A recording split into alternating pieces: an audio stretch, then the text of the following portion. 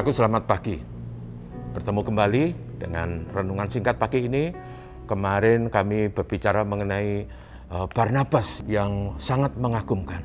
Kali ini saya ingin angkat satu tema lagi yang juga sangat mengagumkan dan usianya masih muda, yaitu Timotius. Jadi judulnya adalah Timotius, orang muda yang mengagumkan. Teksnya diambil dari Kisah Rasul pasal 16 ayat 1-3. Demikian firman Tuhan. Paulus datang juga ke Derbe dan ke Listra. Di situ ada seorang murid bernama Timotius. Ibunya adalah seorang Yahudi dan telah menjadi percaya, sedangkan ayahnya seorang Yunani. Timotius ini dikenal baik oleh saudara di Listra dan di Ikonium. Dan Paulus mau supaya dia menyertainya dalam perjalanan. Paulus menyuruh menyunatkan dia karena orang-orang Yahudi di daerah itu. Sebab setiap orang tahu bahwa bapaknya adalah orang Yunani. Saudara sekalian, seperti kita sudah memaklumi bahwa setelah Paulus bertempat di pasal 9 dan kemudian berinteraksi dengan para murid karena jasa dari Barnabas, maka Paulus kemudian menjadi pemberita Injil yang diutus oleh gereja di Antioquia. Dan dia dalam perjalanan itu, saudaraku, teks kita mengatakan dia tiba di daerah Derbe dan Listra yang sangat mengagumkan. Di situ ada kelompok orang-orang percaya dan dia bertemu dengan seorang muda yang bernama Timotius. Timotius adalah orang muda yang sangat dikenal baik, orang muda yang sungguh-sungguh percaya pada Tuhan, orang muda yang mengagumkan. Dan kalau kita telusuri kisah Timotius ini, saudaraku, sesuai dengan 2 Timotius pasal 2 ayat 5, dia adalah orang muda yang mewarisi iman dari ibunya. Ibunya yang bernama Eunike. Eunike menjadi orang percaya yang mengikut Tuhan dengan segala ketulusan dan kesungguhan. Tapi ibunya itu mewarisi iman dari neneknya yang bernama Lois. Jadi saudara, yang luar biasa dari kisah orang muda yang mengagumkan yang bernama Timotius itu diawali dengan kisah iman, kisah kesungguhan mengikut Tuhan yang bernama Nenek Lois. Dan kemudian Nenek Lois mengajar anaknya perempuan yang bernama Eunike. Nenek dan anak perempuan bernama Eunike ini kemudian mengajar kepada Timotius yang notabene adalah cucunya Nenek Lois dan anaknya Ibu Eunike.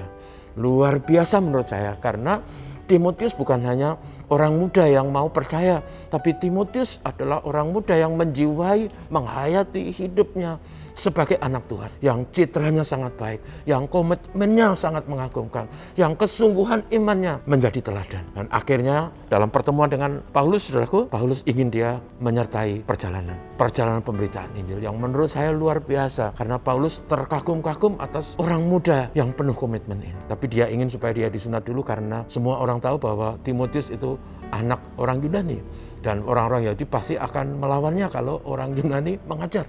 Misalnya Timotius disunat. Yang luar biasa menurut saya, kisah ini adalah apa yang menjadi komitmen Timotius menyertai perjalanan Paulus. Apa yang diharapkan secara duniawi oleh Timotius. Paulus sendiri hidupnya susah, perjalanannya berat, pelayanannya sulit. Dia bahkan untuk hidup saja harus membuat tenda. Tidak ada sponsor, tidak ada penopang. Dengan kata lain, Paulus sendiri tidak punya masa depan secara duniawi. Tapi Timotius berani mengambil keputusan demi pekerjaan Tuhan, demi pemberitaan Injil, demi pelayanan gereja. Timotius rela membayar harga.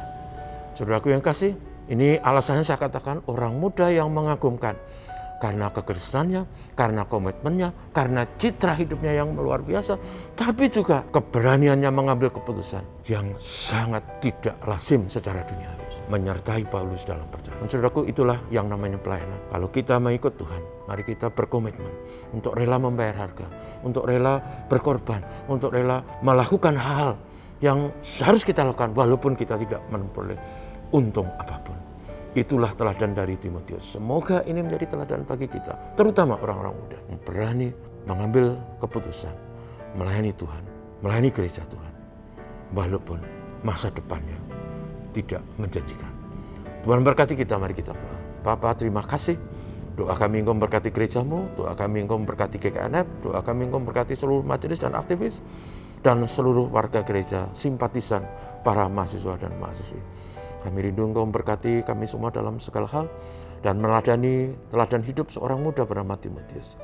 Supaya kami semua punya komitmen, punya kerelaan untuk melayani.